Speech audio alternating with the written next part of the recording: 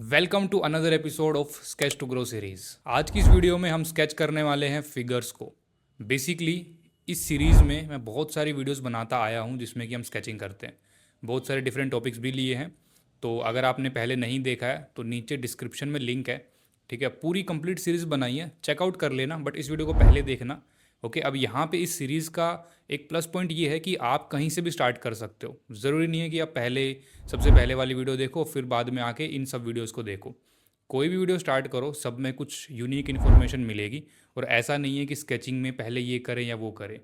ठीक है, स्केचिंग अपने हिसाब से की जाती है, इन्जॉयमेंट के लिए होती है स्केचिंग, एंड खासकर लाइकनेस मैच करने के लिए होती है। दोस्तों, स्केचिंग के अंदर हमारा टारगेट ये नहीं होता कि हम प्रोपोर्शन वाइज हर एक चीज़ एक्यूरेटली मैच करें।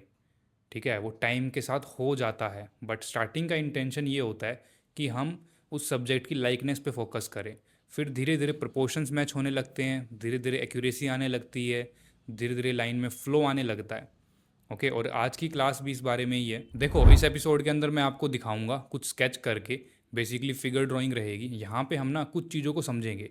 पहली चीज़ तो ये कि हम प्रोपोर्शन कैसे निकालते हैं फिगर्स के अंदर। देखो, स्केचिंग के बारे में कुछ और चीज़ें भी समझो आप, कि स्केचिंग ऐसा नहीं होता है कि बहुत ही फास्ट करनी होती है। यहाँ पे मैं बहुत धीरे से करके दिखाऊंगा स्केचिंग, बट फिर भी मुझे हार्डली 10 मिनट लगेगी। ओके, 10 मिनट लगी है मुझे हर स्केच को बनाते वक्त।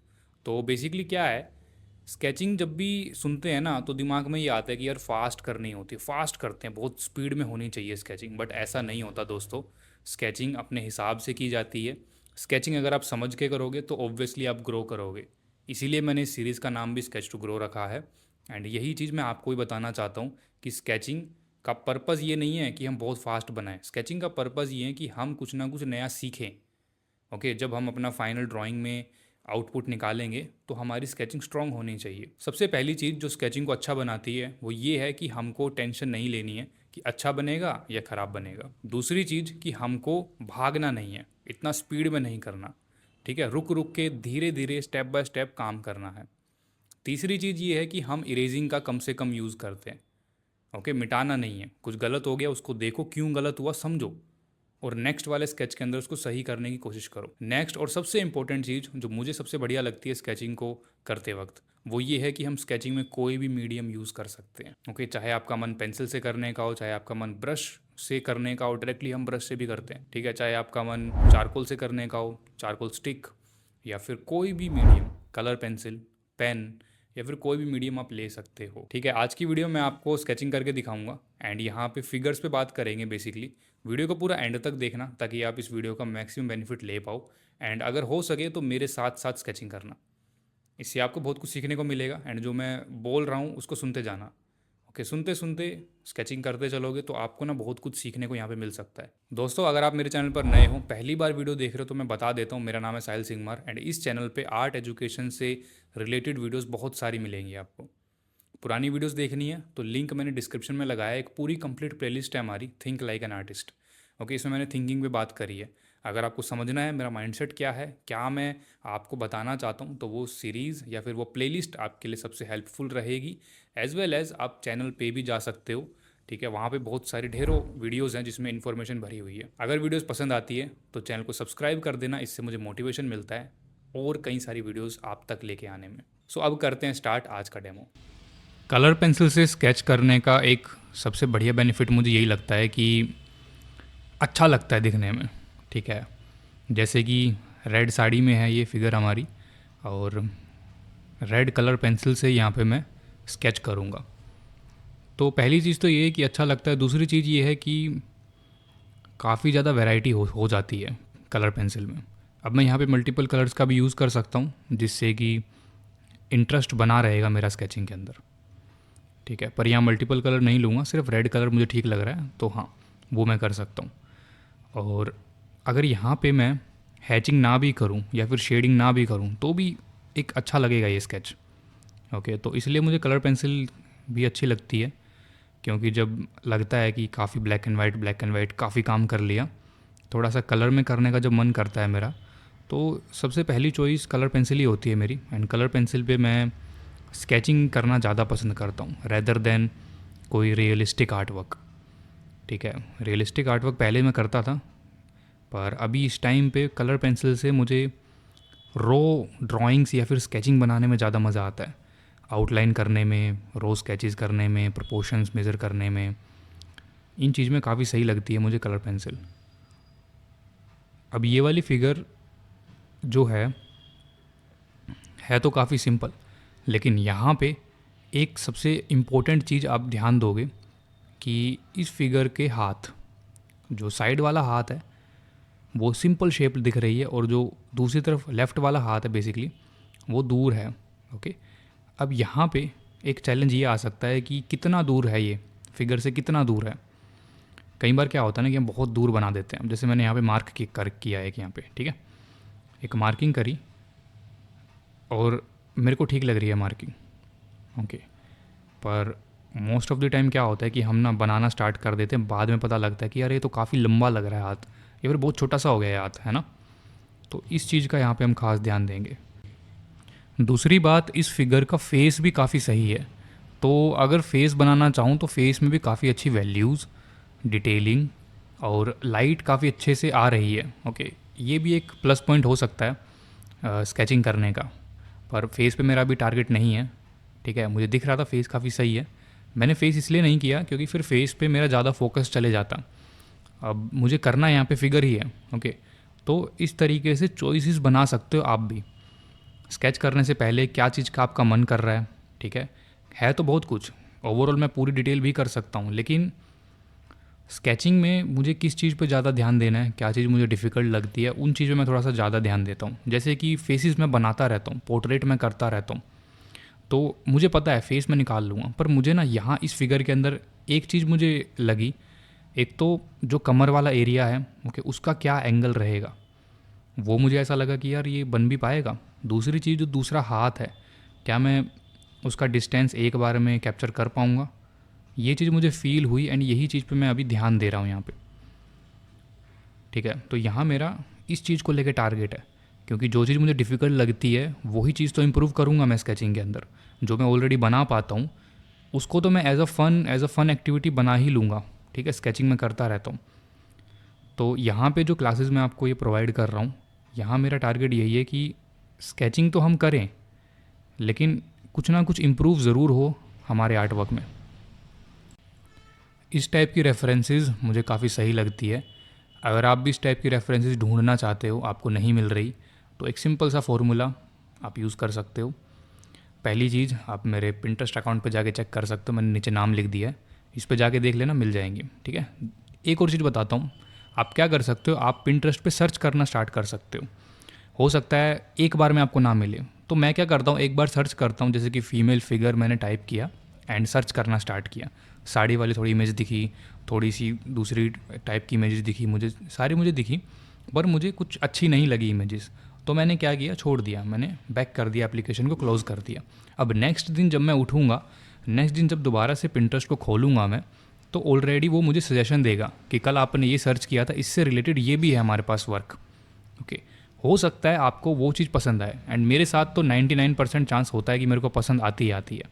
जो पिछले दिन मैं सर्च करता हूँ, अगले दिन उसी की जो रिकमेंडेशंस है वो बहुत कमाल की निकाल के देता है पिंटरेस्ट, तो वो चीज़ मुझे पसंद आती है। अब ये जितनी भी रेफरेंसेस मैं यूज़ करता हूँ, ये इसी तरीके से यूज़ करता हूँ। जो मैं सर्च करता हूँ वो तो मुझे नहीं मिलता, लेकिन उसकी रिकमेंडेशन में मुझे इस टाइप की इमेजेस दिख जाती है और वो मुझे पसंद आ जाती है, तो मैं उनको सेव कर लेता हूँ फ्यूचर के लिए। एक स्केचिंग होती है पूरी बॉडी की। अभी मैंने मोस्ट ऑफ द इमेजेस में नीचे वाला पार्ट नहीं लिया है, पूरा पैरों तक अभी तक तो नहीं करी है हमने, लेकिन वो भी करता हूँ मैं, ठीक है।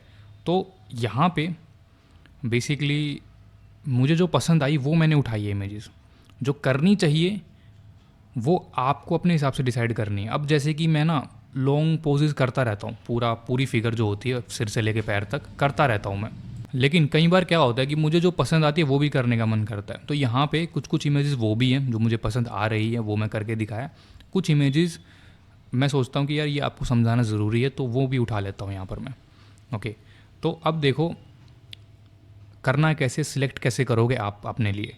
सिलेक्ट करना बहुत आसान है, जो चीज़ वीक है वो चीज़ उठाओ, ओके।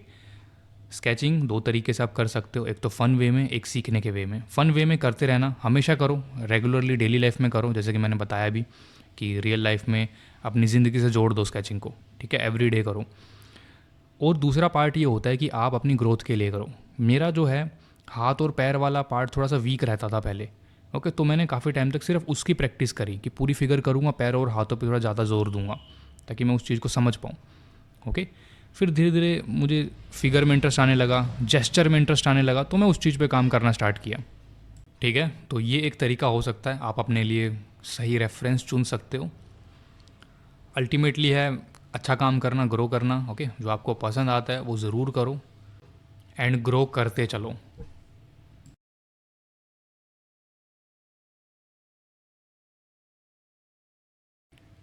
अब इस वाली रेफरेंस में एक तो साड़ी का कलर काफ़ी चटकीला है, दिखते ही ऐसे अटेंशन ग्रैब कर लेता है। दूसरी चीज़, कर्व देखो। ठीक है, नीचे की बॉडी सीधी है, ऊपर की बॉडी घूमी हुई है, दिख रहा है आपको एक एक राउंडनेस। ठीक है, तो कैसे मुड़ी हुई है बॉडी, ट्विस्ट हो रखी है बेसिकली। तो ये चीज़ ना मुझे बहुत सही लगी कि यार इसको भी ड्रॉ करके देखते हैं क्या कैसे बनेगा इसका स्केच। ओके, अगर मैं फ्यूचर में फाइनल भी बनाता हूँ इसको तो कैसे मैं बना सकता हूँ।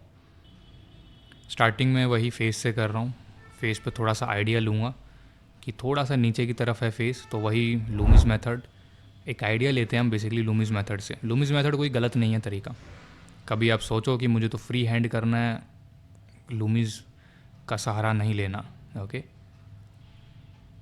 इसकी आई थिंक मुझे ज़्यादा क्लियरिटी देने की ज़रूरत नहीं है, आप ऑलरेडी समझ गए होंगे कि लूमिस कोई गलत तरीका नहीं है, बस हमको प्रपोर्शन पता लग जाते हैं कि कहाँ से क्या रखना है चीज़ों को।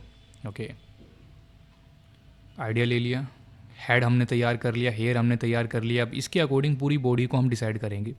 Okay, head to body ratio. Head to body ratio का सिंपल सा मतलब है कि सिर बॉडी के कंपैरिजन में कितना बड़ा है। ठीक है, या फिर बॉडी सिर के कंपैरिजन में कितनी लंबी है, कितने सिर समा सकते हैं एक बॉडी के अंदर।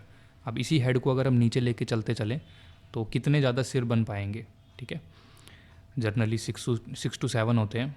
ओके, वो हमको हर बार मेज़र करना होता नहीं है, बस दिमाग लगाना होता है, सोचना होता है कि इतना आएगा। अब यहाँ पे आपको ना मेरे स्केचिंग में कुछ फ़र्क दिख रहा होगा, मैं ना थोड़ा स्लो काम कर रहा हूँ, सोच रहा हूँ। मेरी पेंसिल को देखो, पहले मार्क कर रहा हूँ कि क्या ये यहीं पे ही है, क्योंकि ना ये मेरे लिए भी नया है। ओके, अब पहले वाले स्केच देखना, अब मैं स्पीड में कर देता हूँ, फटाफट से लाइन बनाई, फटाफट से बना दिया मैंने। ये ना मेरे लिए कुछ नया है, तो यहाँ मैं कोई भी मार्किंग, कोई भी लाइन करने से पहले मैं एक बार सोच रहा हूँ कि क्या ये जो लाइन है ये इसी एंगल में आएगी, यहीं पर आएगी। मुझे लगता है कि सही आ रही है, फिर मैं इसको आगे बढ़ाता हूँ। ठीक है, तो स्केचिंग हर बार उस तरीके से नहीं होती जिस तरीके से आप करते आए हो। बहुत टाइम सोचना भी पड़ता है, कुछ नया बना रहे हो एक बार ज़रूर सोचो, क्योंकि मैं तो हमेशा सोचता हूँ कि खासकर स्केचिंग के अंदर, क्योंकि ना मिटाने का कोई चांस नहीं है। मैं तो नहीं रखता कोई भी चांस कि मैं मिटा पाऊँ, एक ही बार में करना है जो करना है, ये मेरा टारगेट हमेशा रहता है। थोड़ी बहुत शेडिंग रेंडरिंग कर दे रहा हूँ यहाँ पे फेस को थोड़ा सा ठीक करने के लिए।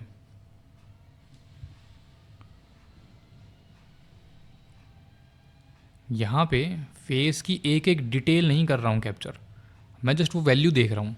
ठीक है, नीचे की बॉडी बनाने से पहले मैंने सोचा कि थोड़ा फेस को और सही समझा जाए, फिर नीचे की बॉडी पे काम करते हैं। और यहाँ पे आप खुद फील करोगे कि थोड़ा स्लो चल रहा हूँ मैं। ओके, इस स्केच को बनाने में भी थोड़ा ज़्यादा टाइम लगा मुझे in comparison to other sketches.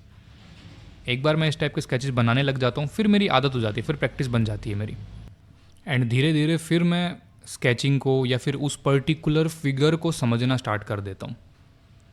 Okay, ये सिंपल प्रोसेस है, ज़्यादा दिमाग नहीं लगाना है इसमें, बस सोचना है और ड्रॉ कर देना है। अब इस हाथ को देखो, इस हाथ में ना एक फ़्लो है, एक कर्व है, और मैं इसी को इसी की तरीके से बनाने की कोशिश करूँगा कि जो फ़्लो है ना वो मेंटेन कर पाऊँ मैं इसका। दूसरे हाथ को भी एक फ़्लो के अंदर लाइन खींचूँगा, क्योंकि जर्नली जब हम इस टाइप की फिगर्स बना रहे हैं तो फ़्लो बहुत मैटर करता है। खासकर जो पेट वाला एरिया है, कमर वाला एरिया है, हाथ वाला एरिया है, जहाँ से बॉडी ट्विस्ट हो रही है, वहाँ पे अगर आप टूटी फूटी लाइन बनाते हो वो इतना बेटर नहीं दिखेगा। ओके, वहाँ पे आपको एक लाइन में बनानी पड़ती है, एक फ़्लो मेंटेन करना पड़ता है। ये देखो, यहाँ से सिर से लेके ऐसे है बॉडी का कर्व, तो थोड़ा सा बाहर आएगा। ठीक है, ये सारी चीज़ें देखनी पड़ती है, कोई रॉकेट साइंस नहीं है यहाँ पे, ऑब्जर्वेशन इज़ द मस्ट। क्योंकि मैं जो गलतियाँ ठीक कर पाता हूँ वो मेरी ऑब्जर्वेशन की वजह से है। मैं तुरंत देख लेता हूँ कि मेरी लाइन गलत जा रही है, ये जो एंगल है ये मैं गलत अप्रोच कर रहा हूँ। तो जब मुझे फील होता है कि एंगल गलत अप्रोच कर रहा हूँ तो मैं तुरंत उसको ठीक करने की कोशिश करता हूँ।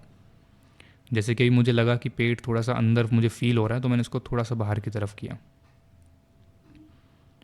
ऐसे ही जो हाथ है उसमें एक फ़्लो है, ठीक है, लाइन काफ़ी फ़्लो में जानी चाहिए। स्केचिंग के अंदर हम कंपोजिशन को भी देखते हैं। कंपोजिशन बेसिकली पेपर पे कहाँ पे रखा है, पर वो ना चॉइस होती है। अब स्केचिंग एक पेज पे 10 भी बना सकते हो आप, एक पेज पे 5 भी बना सकते हो। पेज का साइज़ भी मैटर करता है यहाँ पे। अब जैसे कि मैं A4 साइज़ का पेज ले रहा हूँ तो यहाँ पे एक पेज पे एक ही अप्रोच कर रहा हूँ मैं। अब मान लीजिए आप एक बड़ा साइज़ ले रहे हैं A2 साइज़, या फिर न्यूज़ प्रिंट शीट पे प्रैक्टिस कर रहे हैं, तो वहाँ पे हम 5 से 7 फिगर बना सकते हैं आराम से, एक नॉर्मल साइज़ की, ठीक है।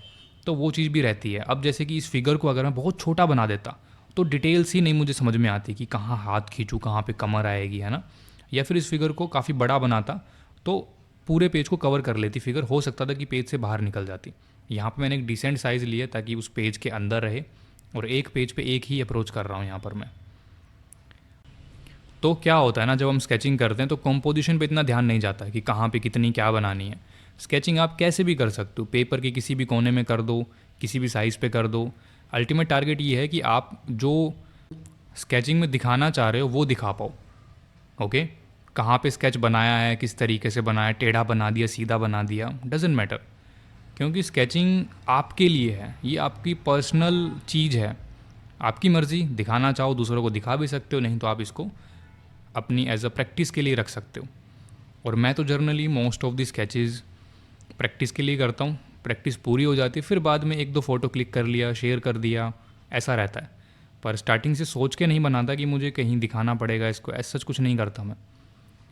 हालांकि अभी जो ये क्लासेस है तो मैं रिकॉर्ड कर रहा हूँ, लेकिन ये सभी क्लासेस आपको समझाने के लिए है, आपको बता पाऊँ कि स्केचिंग किस तरीके से होती है, किस तरीके से मैं सोचता हूँ, क्या मेरा माइंडसेट है। ओके, क्या आप भी माइंडसेट रख सकते हो स्केचिंग करते वक्त।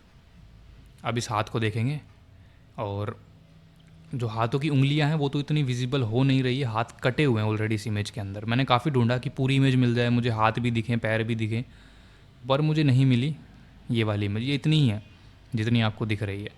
तो यहाँ मैं अपने हिसाब से ना मार्किंग कर दे रहा हूँ कि ऐसा आएगा इसका हाथ।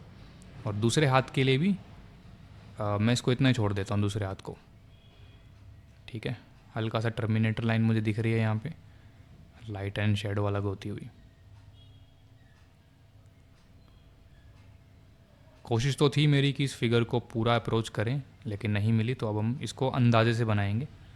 ओके, टर्मिनेटर लाइन दिख रही है, बना के मैंने एक साइड पे शेडो वाला पार्ट ऐड कर दिया। दूसरे हाथ पे भी ऐसा ही करूँगा, सेम टू सेम, जिससे कि एक डेप्थ फील हो जाएगी इस आर्ट वर्क में। स्केचिंग करते वक्त ना हमारे दिमाग में 70 चीज़ें चलती हैं। कई सारे थॉट आते हैं दिमाग में कि अरे इसको ऐसे भी कर सकते हैं, यहाँ पे ये अप्लाई कर सकता हूँ, या वहाँ पे वो चीज़ हो सकती है। ठीक है, आने दो, जो भी मन में आ रहा है कि ये करके देखता हूँ, रोको मत अपने मन को, एक्सपेरिमेंट ज़रूर करो। ठीक है, यहाँ पे आपका मन कर सकता है, एक एक चीज़ बताता हूँ आपको, यहाँ पे आपका मन कर सकता है कि पेन से ट्राई करके देख लेते हैं, इसके ऊपर पेन से थोड़ा सा और आउटलाइन करके देख लेते हैं, तो करो। ठीक है, आपका मन करता है कि नहीं यहाँ पे थोड़ी सी दूसरी कलर पेंसिल भी मिक्स कर देता हूँ या कर देती हूँ, करो। हर एक चीज़ आप कर सकते हो यहाँ पे। जब तक यहाँ पे एक्सपेरिमेंट नहीं करोगे तब तक आपकी ड्राइंग में क्रिएटिविटी कैसे दिखेगी। ठीक है, अपने आप को इतना भी रिस्ट्रिक्ट नहीं करना है कि कर रहे हैं बस जैसे करना है वैसे ही करना है। ओके, रिस्ट्रिक्ट आपको ड्राइंग के लेवल पे करना है कि ड्राइंग ऐसे होती है, मुझे प्रपोर्शन सही करना ही करना है। इस चीज़ पे अपने आप को रिस्ट्रिक्ट करो, प्रपोर्शन ठीक होते हैं, जैसे कि मैंने इस फिगर को अप्रोच कर दिया, इसके बाद रिस्ट्रिक्शन खोल दो, अब एक्सपेरिमेंट करो। प्रपोर्शन ठीक हो गए, अब मुझे वैल्यूज़ पे एक्सपेरिमेंट करना है, अब मुझे डिफरेंट डिफरेंट कलर चला के देखने हैं, पेन पे ट्राई करते हैं कैसा लग रहा है, क्या इस एरिया को डार्क करके देख लेता हूँ कैसा लगेगा, है ना। फेस में आँख नाक मुंह भी ट्राई कर लेता हूँ, ये भी ट्राई करके देख लेता हूँ कैसा लगेगा। तो ये सारी चीज़ें आप कर सकते हो